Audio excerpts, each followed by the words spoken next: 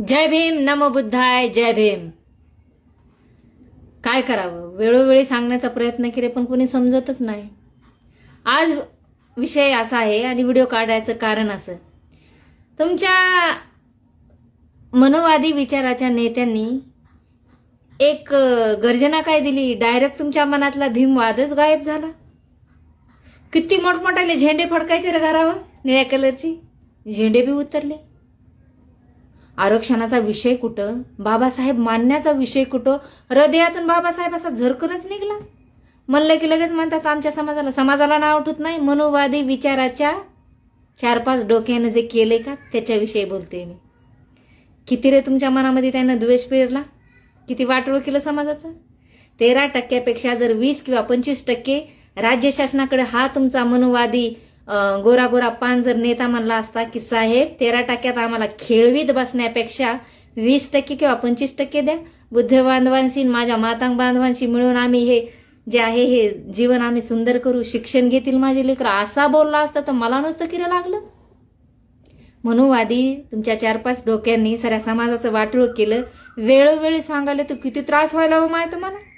कोण्या व्हिडिओमध्ये मी मातांग बांधवाला गलत बोलले, कोण्या व्हिडिओमध्ये मी मातांग बांधवाला शिवी दिली. मनोवादी नेत्यांच्या डोक्यात जी नाल्या साफ करू करू घाण बसली होती, ती घाण त्याने आपल्या समाजात पसरून टाकली.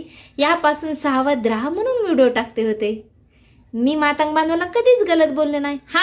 मातांग बांधवात जे 4-5 डोके आहेत, ज्यांनी मनोवादी विचार, मनोवादी लोकांसोबत राहून साऱ्या समाजाचं वाटोळ करायला, ह्यापासून लांब राहा म्हणाले. कोण्या दिवशी मी गलत बोलले? किती रे तुमचे विचार गलत. एका क्षणातच घरावरले झेंडे उतरले तुमच्या. बाबासाहेब डायरेक्ट तुमच्या घरातले उतरले. म्हणजे विचार करा, मनोवादांनी किती मस्त फिल्डिंग लावली होती. विषय आरक्षणाचा होता, आरक्षणापुरताच ठेवायचा.